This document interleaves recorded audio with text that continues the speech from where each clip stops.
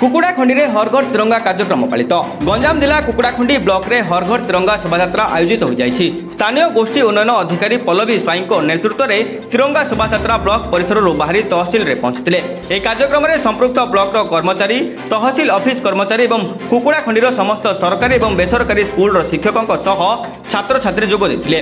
हर घर तिरंगा नारा दे देश बलिदान देथिबा वीर मानक स्मृतिचारण करते। देशर गौरवमय इतिहास को मन पकाई आसंता अगस्ट 15 जाए घर घरे तिरंगा को सम्मान देवाई आह्वान देते। एनसीसी स्काउट और स्कूल छात्र छात्री मैंने अंशग्रहण करते। 75तम स्वाधीनता दिवस रे आरंभ होइतिबा आजादी का अमृत महोत्सव कार्यक्रम चलित वर्ष देश 78तम स्वाधीनता दिवस पालन करुछि। गत 9 तारिख आरंभ होइतिबा कार्यक्रम आसंता 15 रे सरिबो बोली वीडियो कहिसंती। ଏହି ଶୋଭାଯାତ୍ରା ମାଧ୍ୟମରେ ଲୋକଙ୍କ ପାଖରେ ତିରଙ୍ଗା ବାର୍ତ୍ତା ପହଞ୍ଚାଯାଇଥିଲା।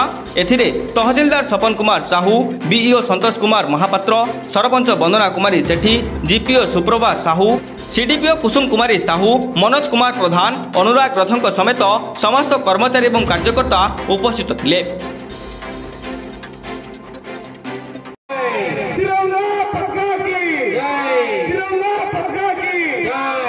आमर प्रधानमंत्री महोदय और मुख्यमंत्री महोदय निर्देश क्रमे आमर 78तम स्वाधीनता दिवस जो कार्यक्रम आम पालन करवा आगु प्रत्येक घरे आमर हृदय देश प्रेम जगेवाई आमर यहाँ हर घर तिरंगा कार्यक्रम रखा यार विभिन्न ग्राम पंचायत ब्लॉक स्तर में आज यहाँ सेलिब्रेशन करा पदयात्रा माध्यम आग को रैली माराथन आमर अन्य प्रोग्राम रही जमीक कल्चरल प्रोग्राम है कि मेला है। आम यहाँ 15 तारिख पर्यंत स्वाधीनता दिवस पर्यंत ये कार्यक्रम चलो। ए समस्त जनसाधारण अंशग्रहण करके भाग नवा मोर अनुरोध। आज भी आमर पदयात्रा समस्ते अंशग्रहण कले आमर पिलामानकठु नेकी आमर ऑफिशियल्स को नेकी पीआरआई मेंबर को लेकिन जनसाधारण समस्त बहुत बहुत धन्यवाद अर्पण करुच्ची। गणमाध्यम यहाँ को बहुत सुंदर भाव में कैमेरा नहीं बहुत बहुत आंतरिक शुभेच्छा।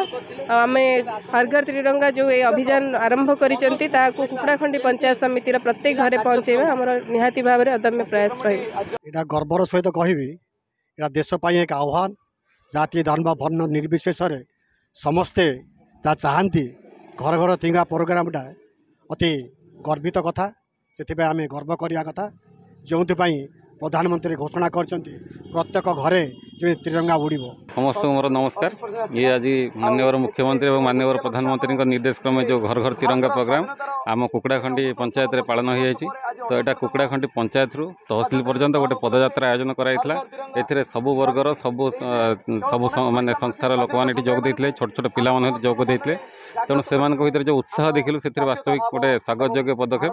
तेणु एथिरे आम रास्ता मझे लोक आम सब तिरंगा बंटन करूँ। भर आम लोक भर जो देश प्रेम भावना जागृत होथार देखिलु। तेणु वास्तविक आमर अगस्ट 15 पर्यंत ये प्रोग्राम जारी रहिबो। सेथिमे समस्त को धन्यवाद।